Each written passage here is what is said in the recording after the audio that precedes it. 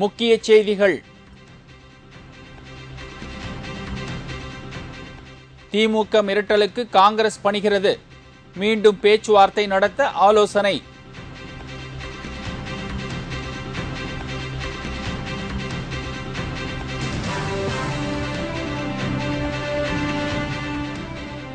இலங்கை அமைச்சர் டக்ளஸ் தேவானந்தா சென்னை உயர்நீதிமன்றத்தில் சரணடைய வேண்டும். நீதிபதி உத்தரவு.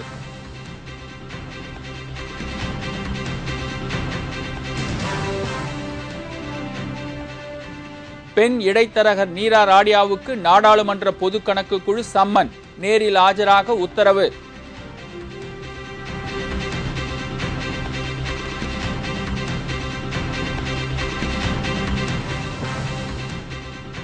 தமிழக மீனவர்கள் தாக்கப்பட்டு வரும் விவகாரம். தேசிய மனித உரிமை ஆணையத்தில் பாஜக புகார்.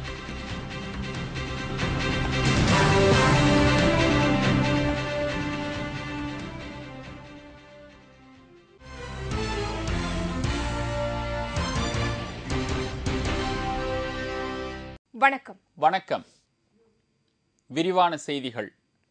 திமுக காங்கிரஸ் தொகுதி பங்கீட்டில் ராகுல் காந்தியின் யுக்திப்படி காங்கிரசார் செயல்படுவதால் அவர்களுக்கு அதிர்ச்சி வைத்தியம் கொடுக்க முதல்வர் கருணாநிதி தயாராகிவிட்டார். தமிழக சட்டமன்ற தேர்தல் தேதி அறிவிக்கப்பட்டதை அடுத்து திமுக காங்கிரஸ் இடையே நடைபெற்று வரும் தொகுதி பங்கீடு பேச்சுவார்த்தை இழுபறியில் இருந்தது. இதுகுறித்து பேச்சுவார்த்தை நடத்த தமிழ்நாடு காங்கிரசின் மேலிட பார்வையாளர் குலாம் நபி ஆசாத் நேற்று முன்தினம் இரவு சென்னை வந்தார். விமான நிலையத்தில் இருந்து நேரடியாக அண்ணா அறிவாலயம் சென்ற குலாம் நபி ஆசாத் அங்கு திமுக தலைவர் கருணாநிதி உள்ளிட்ட தலைவர்களுடன் பேச்சுவார்த்தை நடத்தினார். இதில் எந்த முடிவும் எட்டப்படவில்லை. திமுகவினருடன் குலாம் நபி ஆசாத் பேச்சு நடத்தி கொண்டிருந்த போது டெல்லியில் இருந்து ராகுல் காந்தி அவ்வப்போது குலாம் நபி ஆசாத்துடன் தொலைபேசியில் தொடர்பு கொண்டு பேசியுள்ளார். அதில் திமுக அணி வெற்றி பெற்றால் காங்கிரசுக்கு ஆட்சியில் பங்கு வேண்டும் என்பதில் காங்கிரஸ் உறுதியாக இருக்க வேண்டும் என்று ராகுல் காந்தி கூறியதாக தெரிய வந்துள்ளது. ராகுல் காந்தியின் இந்த கருத்தை குலாம் நபி ஆசாத் கருணாநிதியிடம் தெரிவிக்க அதனை அவர் மறுத்துள்ளார். இதையடுத்து திமுக காங்கிரஸ் பேச்சுவார்த்தை தோல்வியடைந்தது. சென்னை வந்திருந்த குலாம் நபி ஆசாத்தும் உடனடியாக டெல்லிக்கு திரும்பிவிட்டார்.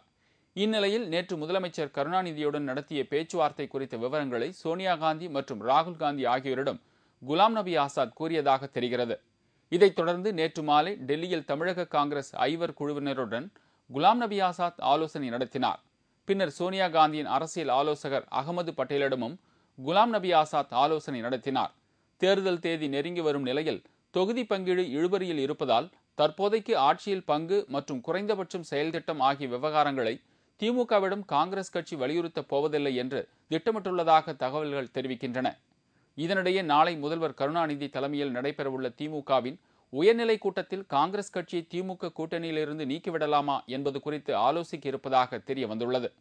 இதனால் திமுக கொடுக்கும் சீட்டுகளை பெற்றுக்கொண்டு ஆட்சியில் பங்கு கேட்காமல் கூட்டணியில் நீடிக்கலாம் என்று காங்கிரசும் இறங்கி வரும் என திமுக மேலிடம் எதிர்பார்க்கிறது.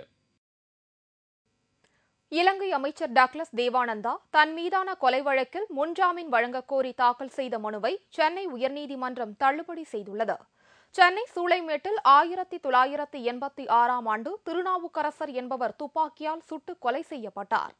இவ்வழக்கில் இலங்கை அமைச்சர் டக்ளஸ் தேவானந்தா மீது கொலை வழக்கு பதிவு செய்யப்பட்டு 4வது கூடுதல் அமர்வு நீதிமன்றத்தில் நடைபெற்று வருகிறது. தன் மீது வழக்கு பதிவு செய்யப்பட்டவுடன் இலங்கைக்கு தப்பி சென்ற டக்ளஸ் மீண்டும் இந்தியா வராததால் அவர் தேடப்படும் குற்றவாளியாக அறிவிக்கப்பட்டார். இந்நிலையில் கடந்த ஆண்டு இலங்கை அதிபர் ராஜபக்சேவிடம் இந்தியா வந்த அவரை கைது செய்ய கோரி பொதுநல வழக்கு தொடரப்பட்டது. இதற்கிடையே தன்னை கைது செய்ய பிறப்பிக்கப்பட்ட ஆணையையும் தேடப்படும் குற்றவாளி என்ற உத்தரவையும் ரத்து செய்ய கோரி டக்ளஸ் தேவானந்தா சென்னை உயர்நீதிமன்றத்தில் மனு தாக்கல் செய்திருந்தார். இந்த மனு மீதான விசாரணை நேற்று நடைபெற்றது. அப்போது டக்ளஸ் தேவானந்தாவிற்கு முன்ஜாமீன் வழங்க முடியாது என்று நீதிபதி உத்தரவிட்டார். டக்ளஸ் உடனடியாக சென்னை உயர்நீதிமன்றத்தில் சரணடைந்து தன் மீதான உத்தரவுகளை வாபஸ் பெற்றுக் கொள்ளலாம் என்று நீதிபதி கூறினார். 2G ஸ்பெக்ட்ரம் விவகாரத்தில் முக்கிய பங்கு வகித்த நீரா ராடியாவிடம் விசாரணை நடத்த நாடாளுமன்ற பொது கணக்கு குழு முடிவு செய்துள்ளது. 2G ஸ்பெக்ட்ரம் விவகாரத்தில் 1,76,000 கோடி ரூபாய் அளவுக்கு ஊழல் நடந்திருப்பது கண்டுபிடிக்கப்பட்டதை அடுத்து தொலைத்தொடர்பு துறையின் முன்னாள் அமைச்சர் ராசா மற்றும் தொலைத்தொடர்புத்துறை அதிகாரிகள் ஆகியோர் கைது செய்யப்பட்டு சிறையில் அடைக்கப்பட்டுள்ளனர். இந்த நிலையில் ராசாவின் நெருங்கிய தோழியும் அரசியல் இடைத்தரகருமான நீரா ராடியாவிடம் இதுவரை நாடாளுமன்ற பொது கணக்கு குழு விசாரணை நடத்தியது இல்லை. இந்த விவகாரத்தில் சிபிஐ விசாரணை மேற்கொண்டு வருகிறது.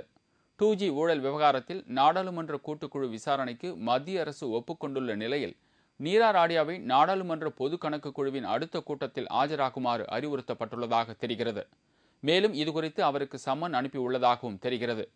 தொலைத்தொடர்பு துறையை ராசாவுக்கு பெற்றுத் தருவது குறித்து நீரா ராடியா பேசிய தொலைபேசி உரையாடல்கள், வெளியான விவகாரங்கள் உள்ளிட்டவை குறித்து விசாரணை நடத்தப்படும் என்று தெரிகிறது. இலங்கை கடற்படையினரால் தமிழக மீனவர்கள் தொடர்ந்து தாக்கப்பட்டு வரும் விவகாரம் தொடர்பாக தேசிய மனித உரிமை ஆணையத்தில் பாஜக தேசிய தலைவர் நிதின் கட்காரி புகார் மனு அளித்துள்ளார். கடந்த 2 மாதத்திற்குள் தமிழகத்தைச் சேர்ந்த 2 மீனவர்கள் இலங்கை கடற்படையினர் மற்றும் இலங்கை மீனவர்களால் தாக்கப்பட்டு பரிதாபமாக உயிரிழந்தனர். இதற்கு பல்வேறு தரப்பில் இருந்து கண்டனம் தெரிவித்த நிலையில் தமிழக மீனவர்கள் மீதான தாக்குதல் தொடர்ந்த வண்ணம் உள்ளது. தொடர்ந்து இதுபோன்ற தாக்குதல் சம்பவங்கள் நடைபெறுவது குறித்து கருத்து தெரிவித்த பாஜக தலைவர் நிதின் கட்காரி, இந்த விவகாரம் குறித்து நாடாளுமன்றத்தில் பாஜக குரல் எழுப்ப போவதாக ஏற்கனவே அறிவித்திருந்தார்.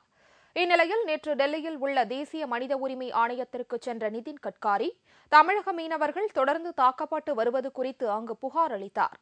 இதைத் தொடர்ந்து செய்தியாளர்களிடம் பேசிய அவர், தமிழக மீனவர்களின் வாழ்வாதார பிரச்சினையான இந்த விவகாரத்திற்கு தீர்வு ஏற்படும் வகையில் இரு நாட்டைச் சேர்ந்த கூட்டுக்குழு ஒன்று அமைக்கப்பட வேண்டும் என்று தெரிவித்தார்.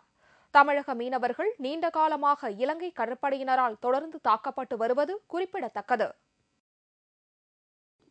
தேமுதிக சார்பில் சட்டப்பேரவை தேர்தலில் போட்டியிட நேற்று 2வது நாளாக ஏராளமான தேமுதிகவினர் விருப்பமனு தாக்கல் செய்தார்கள்.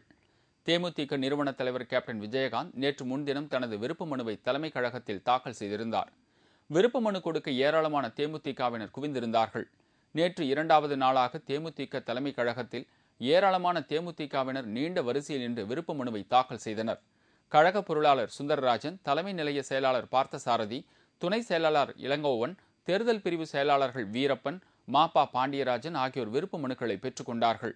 வரும் 6ஆம் தேதி மாலை 4 மணி வரை தேமுதிகவினர் விருப்ப மனுவை தாக்கல் செய்யலாம் என்று கேப்டன் விஜயகாந்த் ஏற்கனவே அறிவித்திருக்கிறார். தேர்தலில் போட்டியிடும் வேட்பாளரின் மனைவி மற்றும் அவருடைய உறவினர்கள் பற்றிய முழு விவரம் தேர்தல் ஆணையத்தில் தெரிவிக்கப்பட வேண்டும் என்று தலைமை தேர்தல் அதிகாரி பிரவீன்குமார் தெரிவித்துள்ளார். வேட்பாளர்கள் மற்றும் கட்சிகள் குறித்த விளம்பரங்களை வெளியிடவும் உரிய அனுமதி பெற வேண்டும் என்று அறிவுறுத்தப்பட்டுள்ளது. தமிழகத்தில் ஏப்ரல் 13ஆம் தேதி தேர்தல் நடைபெறும் என்று தேர்தல் ஆணையம் அறிவித்துள்ள நிலையில் தலைமை தேர்தல் அதிகாரி பிரவீன்குமார் சென்னையில் நேற்று செய்தியாளர்களை சந்தித்தார். அப்போது தேர்தலின் போது வாக்குச்சாவடிகளின் அனைத்து நடவடிக்கைகளும் வீடியோ மூலம் கண்காணிக்கப்படும் என்று கூறினார். மேலும் வாக்காளர்களின் வரவு செலவு ஆகியவற்றை கண்காணிக்க 5 தொகுதிகளுக்கு ஒரு கணக்கு மேற்பார்வையாளர் என்ற முறையில் நியமிக்கப்பட உள்ளதாகவும் பிரவீன்குமார் தெரிவித்தார். இதனிடையே இந்த தேர்தலில் இருந்த வேட்பாளரின் சொத்து விவரத்துடன் அவரது மனைவி மற்றும் உறவினர்களின் சொத்து விவரங்களையும் கட்டாயம் தெரிவிக்க வேண்டும் என்று பிரவீன்குமார் கேட்டுக் கொண்டார். அது மட்டுமல்லாமல் அவர்கள் வங்கிகளில் வாங்கியுள்ள கடன்கள் பற்றியும் தகவல் தெரிவிக்க வேண்டியது அவசியம் என்றும் தேர்தல் அதிகாரி தெரிவித்துள்ளார். வேட்பாளர்கள் மற்றும் அரசியல் கட்சிகள் குறித்த விளம்பரங்களை ஊடகங்களில் வெளியிடுவதற்கு தேர்தல் கண்காணிப்பு குழுவின் அனுமதியை பெற வேண்டும் என்றும் அவர் கூறினார்.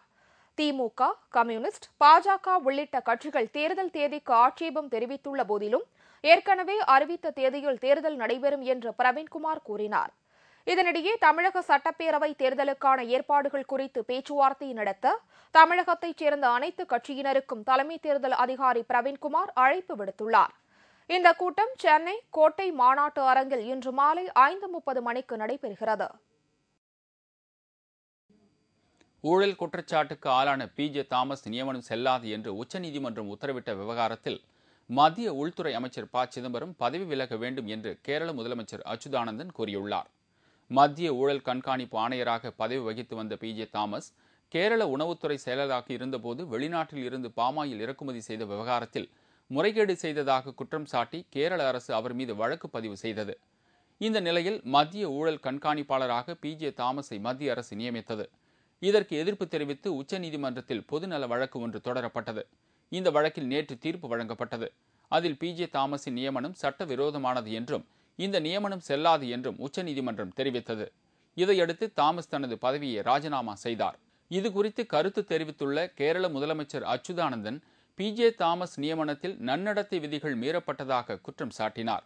ஊழல் விவகாரத்தில் தொடர்புடைய நபரை ஊழல் கண்காணிப்பு ஆணையத்தின் தலைவராக நியமித்த உள்துறை அமைச்சர் சிதம்பரம் உடனடியாக பதவி விலக வேண்டும் என்று அச்சுதானந்தன் வலியுறுத்தியுள்ளார். பிரதமர் மன்மோகன் சிங், உள்துறை அமைச்சர் ப. சிதம்பரம் உள்ளிட்ட உயர்மட்ட குழு தாமஸை அந்த பதவியில் நியமித்தது குறிப்பிடத்தக்கது. இத்துடன் செய்திகள் நிறைவடைந்தன. மீண்டும் செய்திகள் பிற்பகல் 1 மணிக்கு.